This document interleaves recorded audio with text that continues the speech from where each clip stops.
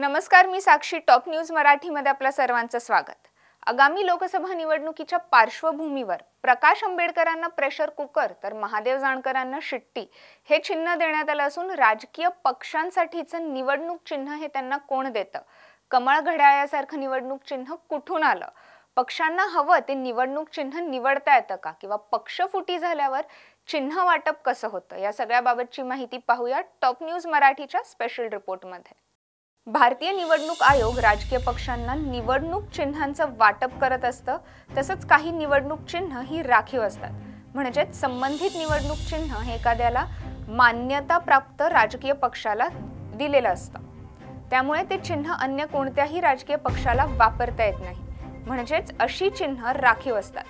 तर जी निवडणूक चिन्ह राखीव नाहीत किंवा अन्य कोणत्याही राजकीय पक्षाने ती घेतलेली नाहीत अशी चिन्ह उर्वरित नोंदणीकृत पण मान्यता न मिळालेल्या राजकीय पक्षांना तसेच उमेदवारांना निवडता येतात. ज्या पक्षांची नव्याने नोंदणी झालेली आहे किंवा ज्या पक्षांनी राज्य किंवा राष्ट्रीय पातळीवरच्या निवडणुकीत किमान मतं मिळवलेली नाहीत अशा पक्षांना नोंदणीकृत पण मान्यता न मिळालेले पक्ष म्हटलं जातं. राखीव नसलेली निवडणूक चिन्ह ही त्या निवडणुकीपुरतीच संबंधित पक्षाला दिली जातात. निवडणूक संपताच संबंधित पक्षाचा त्या चिन्हावरील हक्क संपुष्टात येतो. आगामी निवडणुकीत अन्य कोणताही पक्ष संबंधित निवडणूक चिन्ह पक्षाची तसेच उमेदवाराची ओळख म्हणून वापरू शकतो. कमळ किंवा घड्याळ यासारखी चिन्ह कुठून आली? किंवा पक्षांना स्वतःच्या आवडीचं निवडणूक चिन्ह निवडता येतं का? किंवा जर पक्षफुटी झाली तर चिन्हांचं वाटप हे कसं होतं? पाहूयात ग्राफिक्सच्या माध्यमातून. भारतीय निवडणूक आयोगाकडे असलेल्या नोंदणीनुसार निवडणूक आयोगाचे कर्मचारी MS सेठी यांनी निवडणूक चिन्ह रेखाटली होती. ते निवडणूक आयोगाने नियुक्त केलेले शेवटचे ड्राफ्ट्समॅन होते. 1992 सालाच्या सप्टेंबर महिन्यात ते निवृत्त झाले. प्रत्येक मतदाराला निवडणूक चिन्ह सहज ओळखता यावं म्हणून ते रोजच्या वापरात असणाऱ्या वस्तू कोणकोणत्या आहेत यावर त्या चर्चा करायचे. या चर्चेतून सायकल, हत्ती, झाडू अशा निवडणूक चिन्हांचा जन्म झालाय. सध्या ही निवडणूक चिन्ह काही पक्षांसाठीच राखीव आहेत. पक्षांना हवं ते निवडणूक चिन्ह निवडता येतं का? नोंदणी नसलेल्या राजकीय पक्षांना निवडणूक चिन्ह निवडण्याचं स्वातंत्र्य असतं. मात्र त्यासाठी संबंधित पक्षांना निवडणूक आयोगाच्या यादीत असलेल्या तसेच आरक्षित नसलेल्या निवडणूक चिन्हांपैकी कोणत्याही 10 निवडणूक चिन्हांची निवड करावी लागते. ही निवड प्राधान्यक्रमानुसार करायची असते. राजकीय पक्षाला निवडणूक चिन्ह सुचवण्याचंही स्वातंत्र्य असतं.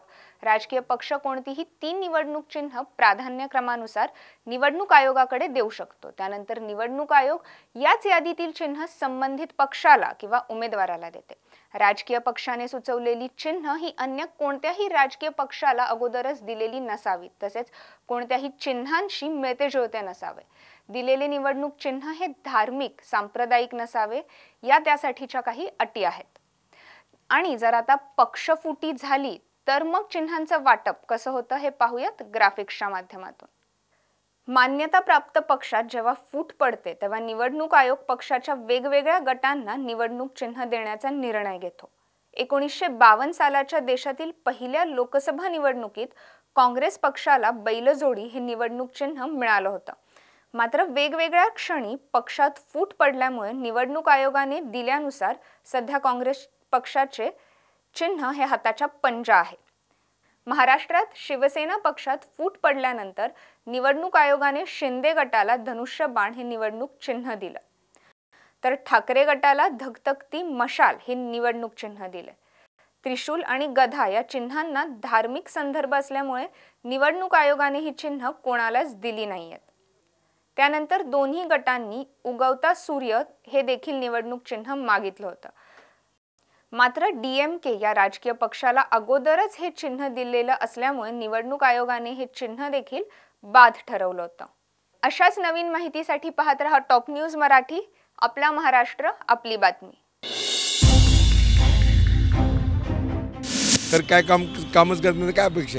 निवडणुकीपुरती सगळीच आश्वासनं देतात पण प्रत्यक्षात फारसं काही घडतंय असं वाटत नाही. तेच आमच्याकडे येतात मागायला 5 वर्षातून एकदा. हे आम्हाला काय देणार आहे? आता या निवडणुकीला आम्ही विचार केलेला आहे कुणाला निवडून द्यायचं किंवा कुणाला नाही निवडून द्यायचं.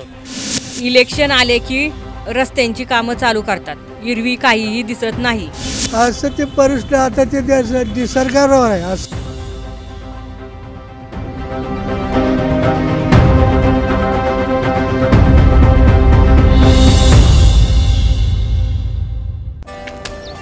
Come on guys, hurry up. अरे सुन ना, एक ब्रेक ले लेते हैं. Guys, I'm telling you, तुम लोगों को सही से ट्रैकिंग नहीं आता. But that's okay, you can learn. रोज का ढक्कन देना. तो ये रेड वाला है, सही वाला देना. अबे ढक्कन, पहले तो सही पानी पीना.